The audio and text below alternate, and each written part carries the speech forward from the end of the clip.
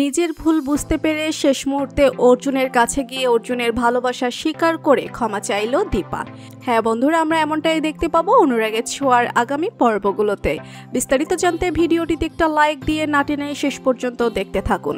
দীপা কাউকে কিছু না বলে মিস্টার পাপায়ের বাড়িতে যায়। সেখানে পারিজাত সিংকে ভয় দেখিয়ে ফিরে আসার সময় পারিজাত সিং দীপার মাথায় পিস্তল ঠেকিয়ে দীপাকে বলে, তুমি এখানে এসে মস্ত বড় ভুল করে ফেলেছো। তুমি এখান থেকে আমার কথা না শুনলে বেঁচে ফিরতে পারবে না। তারপর দীপা পারিজাত সিংকে বলে, আপনার কি মনে হয় আমি এখানে এমনি এমনি চলে এসেছি? আসার আগে আমি পুলিশকে সবটা জানিয়ে এখানে এসেছি। আমার যদি কিছু হয় তাহলে আপনি আর আপনার মিশকা সারা জীবন জেলের 4 দেয়ালের মধ্যে থাকতে হবে। কিন্তু তারপরেও পারিজাত সিং ভয় পায় না। দীপা চলে আসার সময় সিলিং এ গুলি করে দীপাকে থামিয়ে দেয়। পারিজাত সিং বলে, আমার কথা না শুনলে পরের গুলিটা সিলিং এ নয় তোমার মাথায় হবে। সেই মুহূর্তে আচমকা অর্জুন এসে পারিজাত সিং এর কাছ থেকে পিস্তলটা ছিনিয়ে নেয়। অর্জুন তারপর পারিজাত সিং এর গলা চেপে ধরে অর্জুন বলে, তোর এত বড় সাহস, তুই দীপাকে মারতে চাস? আমি থাকতে তা কোনোদিন হবে না। দীপা বলে, অর্জুন দা তুমি ওকে ছেড়ে দাও, আমার কোনো ক্ষতি করার সাহস তার নেই। তারপরে অর্জুন পারিজাত সিংকে ছেড়ে দেয়। অর্জুন দীপাকে বাড়িতে নিয়ে আসলে সবাই মিলে দীপাকে বলতে থাকে কেন সে একা একা ওখানে গিয়েছিল। বৌদি দীপাকে বলে, না দীপা, তুই সেখানে গিয়ে একদম ঠিক করিসনি।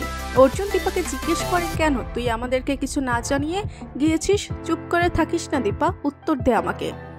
এরপরে দীপা অর্জুনকে অপমান করে বলতে থাকে, কেন তোমাকে বলে যেতে হবে? আমার কে তুমি? তোমাকে কি অধিকার দিয়েছি আমি? তুমি আমাকে এসব প্রশ্ন করার কে?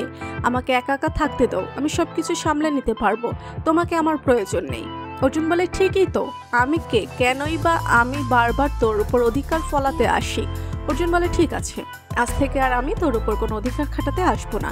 এরপর রাগ করে সেখান থেকে চলে যায় অর্জুন। অর্জুন যাওয়ার পর সবাই দীপাকে বলতে থাকে, এটা তুই কেন করলি? দীপা অর্জুনকে এভাবে কষ্ট দেওয়া তো একেবারে ঠিক হয়নি। সোনা আর রূপা বলে, মা তুমি অর্জুন ড্যাডিকে সরি বলে ফিরিয়ে নিয়ে আসো। দীপা মনে মনে বলতে থাকে, সরি অর্জুন দা, আমি এমনটা চাইনি। অন্যদিকে হাসপাতালের চেম্বারে বসে দীপার ব্যবহারে কষ্ট পেয়ে কথাগুলো বারবার অর্জুনের মনে আঘাত করতে থাকে। নার্স এসে একটা ফাইল দিয়ে যায় আর নার্স অর্জুনকে জিজ্ঞেস করে, স্যার আপনি কিছু খাবেন না? এখনো তো কিছু খেলেন না।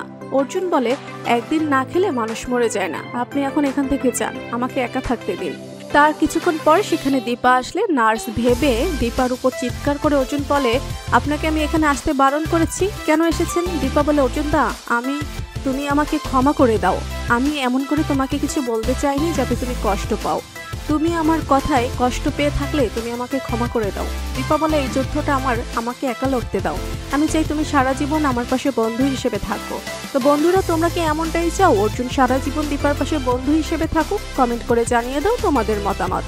যদি আমাদের চ্যানেলে নতুন হয়ে থাকেন, চ্যানেলটি সাবস্ক্রাইব করে বেল আইকনে ক্লিক করে রাখুন, যেন অনুরাগের ছোঁয়ার যে কোনো নতুন আপডেট সবার আগে পৌঁছে যায় আপনাদের কাছে। ধন্যবাদ সবাইকে।